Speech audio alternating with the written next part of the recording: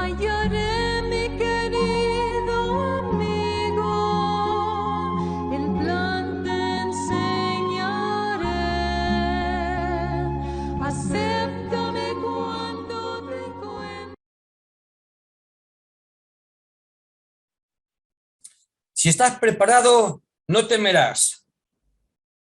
Bienvenidos a la lección de hoy, que estudiaremos las secciones 133 y 134 de Doctrinas y Convenios. Como bien sabéis, soy Lolo y soy el que va a daros la explicación de este estudio de las escrituras que hemos hablado. El tema principal de la lección de hoy es: preparaos para la venida del esposo, o sea, lo que os he dicho al principio. Si estás preparado, no temerás. Y el himno que me ha venido inmediatamente a la mente es Llamados al Servicio.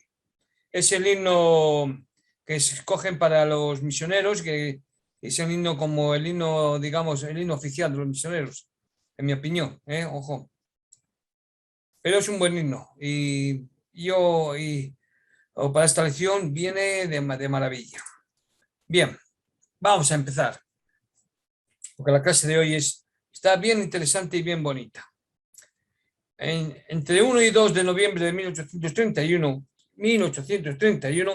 en una conferencia de la iglesia llevada a cabo en Hiram, Ohio, José Smith y un grupo de élderes deciden publicar las revelaciones que habían recibido hasta ese momento en un libro que se llamaría el Libro de Mandamientos, lo que hoy conocemos como Doctrinas y Convenios. El 1 de noviembre de 1831, José Smith recibe la revelación registrada en Doctrinas y Convenios 1, que el Señor reconoció como el prefacio del Libro de Mandamientos.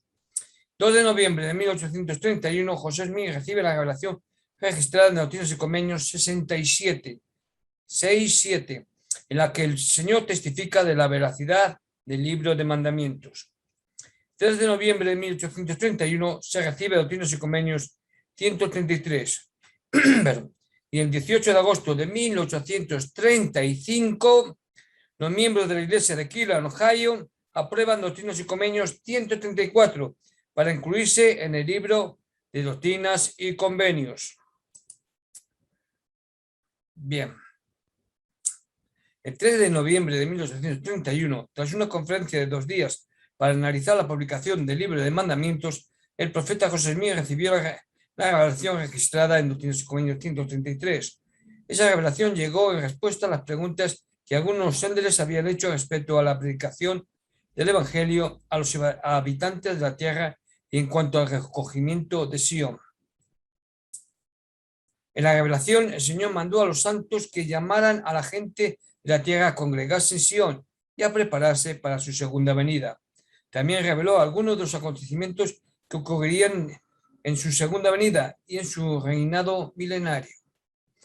El 17 de agosto de 1835, los miembros de la iglesia de Cleveland, Ohio, tuvieron una reunión especial para aprobar la inminente publicación de Doctrinas y Convenios. Durante la reunión, los miembros votaron para incluir en Doctrinas y Convenios una declaración de la creencia concerniente a los gobiernos y a las leyes en general. Esa declaración está registrada en Doctrinas y Convenios 134.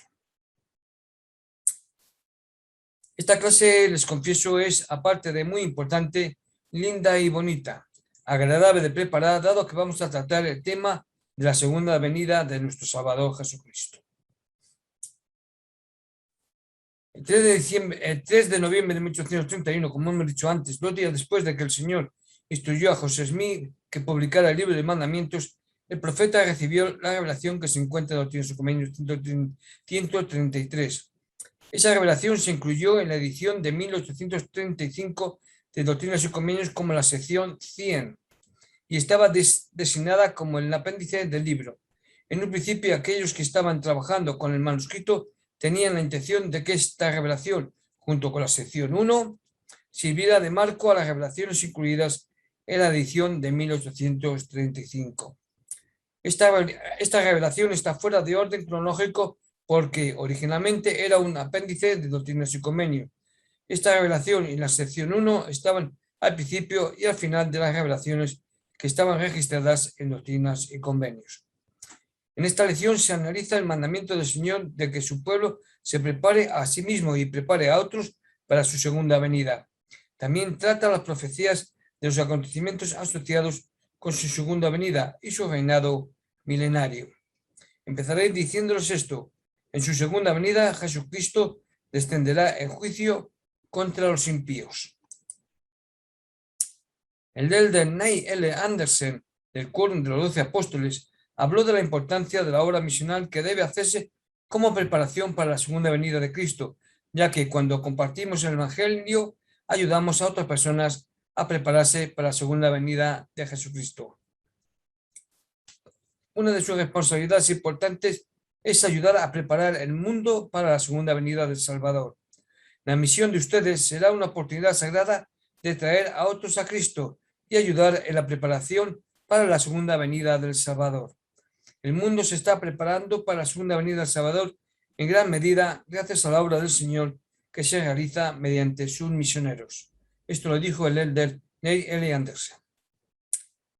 En esta clase que hoy estamos estudiando se nos dice primero, después de enseñarnos manera de prepararnos para su venida, el Señor nos mandó que estuviésemos preparados. ¿Cómo? Teniendo un corazón quebrantado y un espíritu contrito, doloroso, amoroso, lleno de pesar, lleno de lágrimas de arrepentimiento, lleno de tristeza por aquellos que se perdieron por el camino y por los que no quisieron caminar por ellos. Resumiendo y para no extenderme mucho, les recuerdo la parábola de las 10 vírgenes y con eso creo que, a buen entendedor, pocas palabras bastan. Ahora voy a tratar de una pregunta que se hacen muchas personas, muchos miembros. Bueno, van a ser varias preguntas, pero empezaré con la primera. ¿Qué apariciones hará el Señor? Cuando el Señor regrese, se aparecerá a grupos específicos y después aparecerá en gran poder, majestad y gloria, de tal manera que todo el mundo le verá. Como se puede ver en Doctrinas y Convenios 88, 95, 101, 23, 25 y 133, 40, 42 y 48 a 51.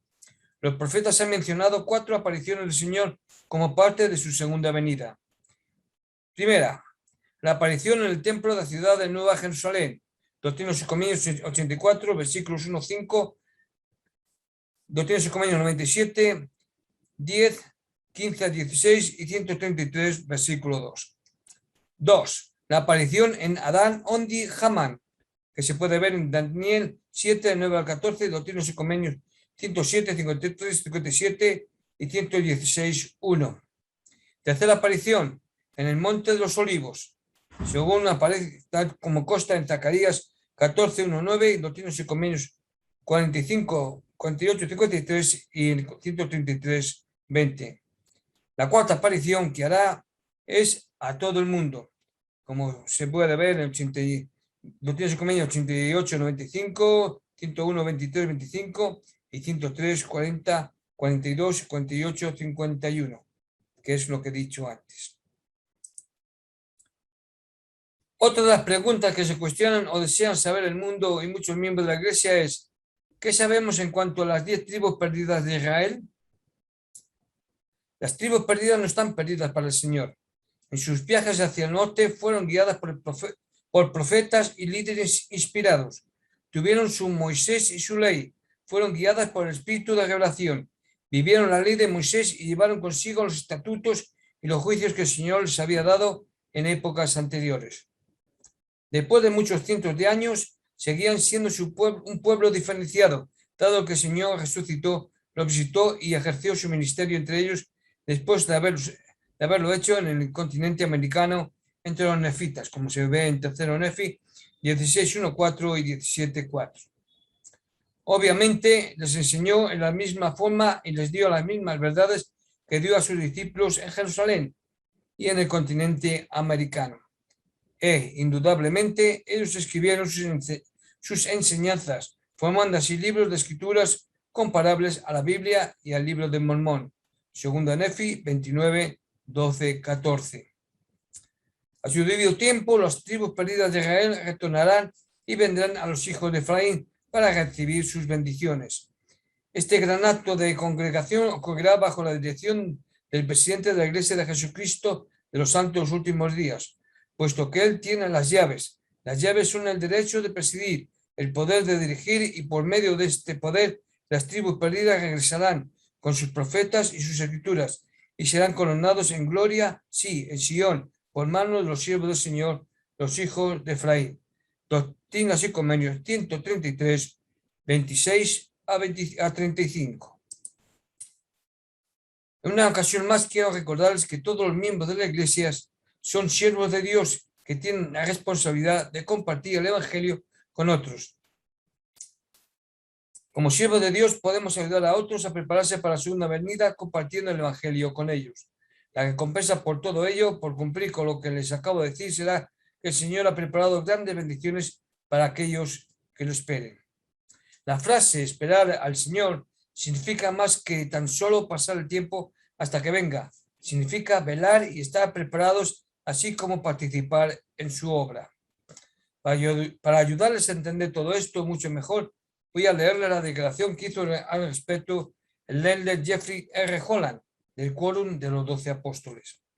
Él dijo y declaró: a aquellos que se hallen consternados por lo que nos depara el futuro, Dios espera que tengan la suficiente fe, determinación y confianza en Él para seguir adelante, seguir viviendo y seguir regocijándose. De hecho, Él espera que ustedes no solo afronten el futuro, lo que suena bastante sobrio y estoico. Él espera que abracen y den forma al futuro, que lo amen y se regocijen en sus oportunidades. Dios está esperando ansiosamente la oportunidad de contestar sus oraciones y cumplir sus sueños, tal como lo ha hecho siempre, pero no puede hacerlo si ustedes no oran, ni tampoco si no tienen sueños. En pocas palabras, Él no puede si ustedes no creen. Es muy cierto esto, muy cierto. Bien.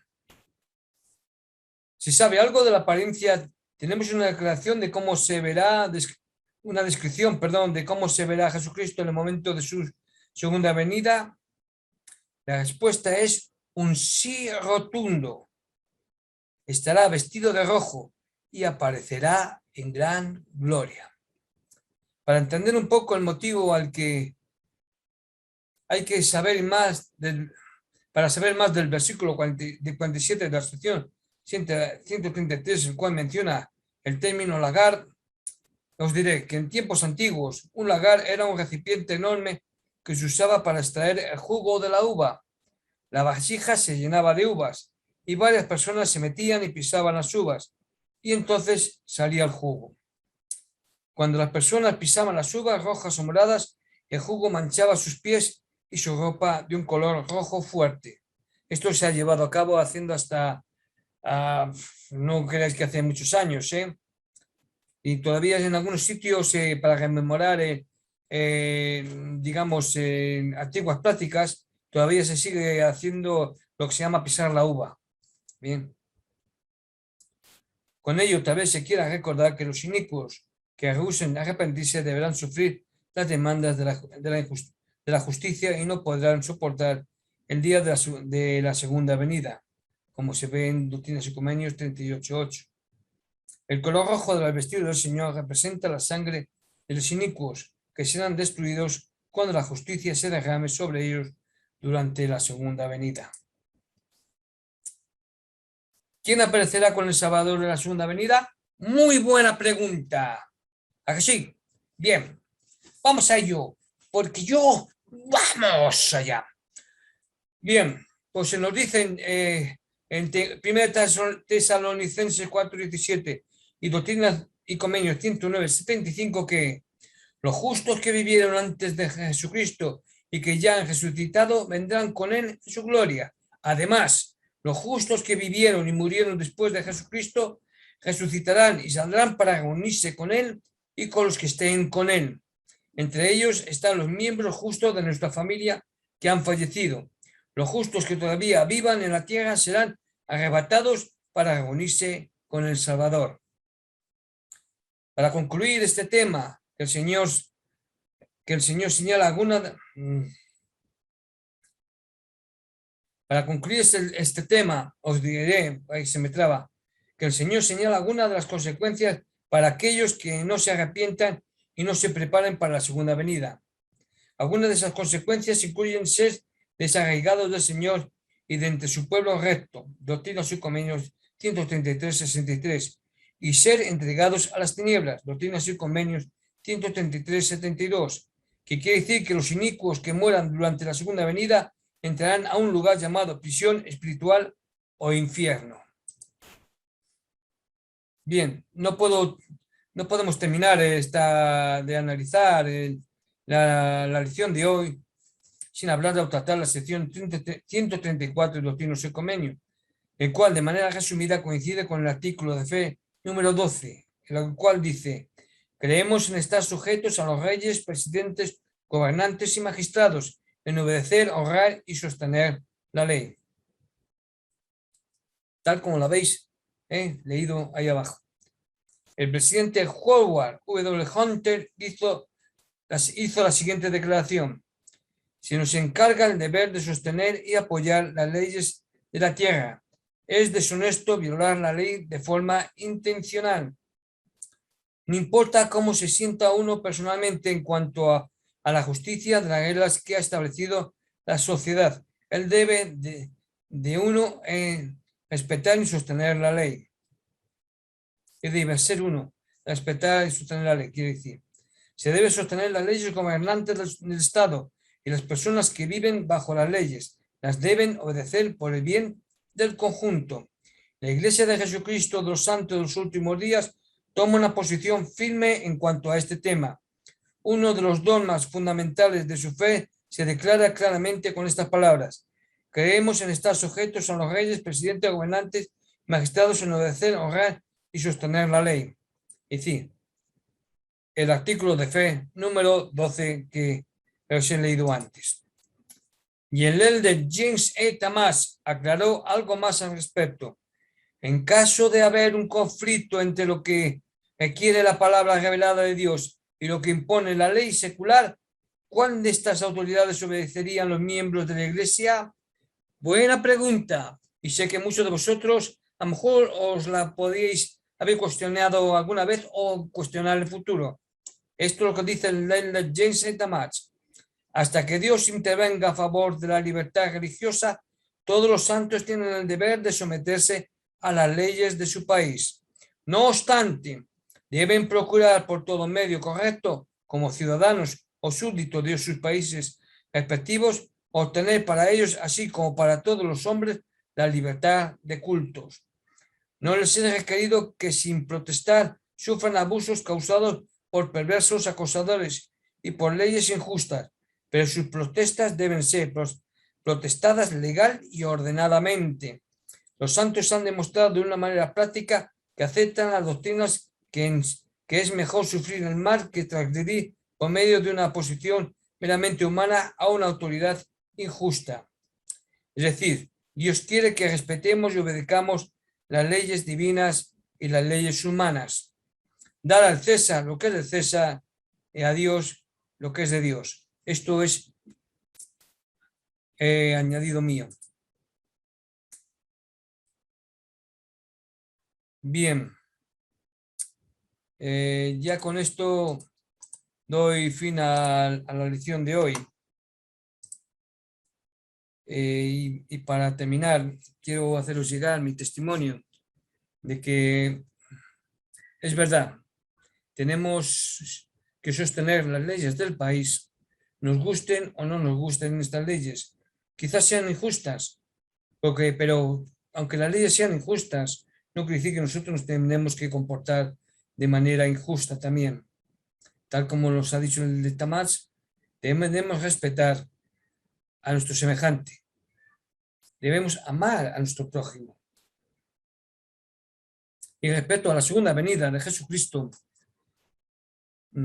os diré que algo que dijo una vez, creo que fue el del presidente Hinckley, pero no lo han recordado muchos apóstoles y muchos líderes, incluso líderes locales. Debemos vivir como si la segunda venida fuese mañana. Hermanos y hermanas, los que me escucháis, si estáis preparados, no temeréis. No debéis temer si estáis preparados. conduciros con rectitud y no os sintáis mal. Os voy a decir algo, es decir, hay un escritor aquí en España que se llama Calderón de la Barca y que bueno, es un escritor clásico. Y esto lo digo para aquellos que se sientan acongojados o se sientan mal o puedan pensar que, digamos que ellos no son, no, quizás no, que no estén muy capacitados o que no están muy preparados. Os diré esto que dijo Calderón de la Barca, y a buen entendedor pocas palabras bastan. Había una vez un hombre tan pobre, que iba por los campos buscando hierba para comer, y se preguntaba si había algún hombre que era más pobre que él. Y así estaba cuando volvió la mira a vista atrás y encontró a un hombre que estaba recogiendo lo que él dejaba. Hermanos y hermanas, somos de gran valor. Ay, me emociono cuando pienso en todo esto. Y estamos llamados a servir. Se nos ha llamado a la carga, a la lid, y no debemos desmayar. No debemos pensar que estamos tan mal, que no podemos caminar por las sendas. Siempre hay alguien que puede que estén peor que nosotros. A esos hay que ayudarles. Hubo sí, iba a contar una historia, pero no me acuerdo muy bien de ella, así que no lo voy a hacer. Pero básicamente a lo que iba es que había una vez un hombre que siempre estaba dejando como migas de pan para los demás, porque le dijo a su hijo, siempre hay más necesitados que nosotros. ¿Estás preparado, mis hermanos y hermanas? ¿Estás preparados, como os he dicho y como dijo él, nos han dicho los líderes? Vivamos como si la segunda venida fuera a coger mañana, porque no dejéis para mañana lo que podéis hacer hoy. De verdad, el arrepentimiento es hoy, porque quizás mañana no llegue a tiempo de ese arrepentimiento. Y aquellos que no tienen su recomendación para el templo, os voy a contar una historia, porque muchos piensan que ¿para qué voy a tener la recomendación para el templo si no voy al templo? Eso lo dicen muchos. Ay, si no voy al templo, ¿para qué voy a tener la recomendación para el templo? Pues debemos tener la recomendación para el templo al día. Vayamos o no a ir al templo. Voy a contar la historia. Había una vez una mujer, y disculpadme si me saltan las lágrimas o me emociona contar la historia. Bueno, había una vez una mujer que estaba postrada en la cama muy enferma. Y bueno, pues estaba tan enferma que no podía moverse de la cama. Entonces un día empezó a buscar por la cama, intentando abrir los cajones, y bueno, empezó a hacer mucho ruido. En esto entró su hija rápidamente al oír el estruendo y lo que su madre estaba haciendo. Y le dijo, mamá, ¿qué haces? Y su madre dijo, ay, me encuentro tan mal que necesito la recomendación al templo.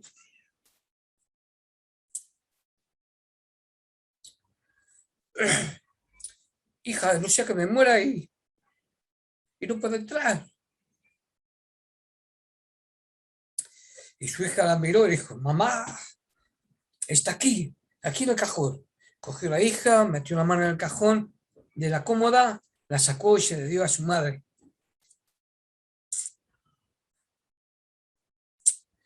La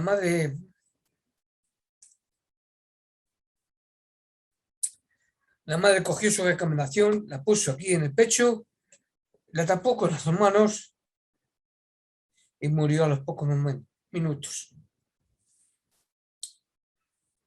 Hermanos, pensad en esta historia.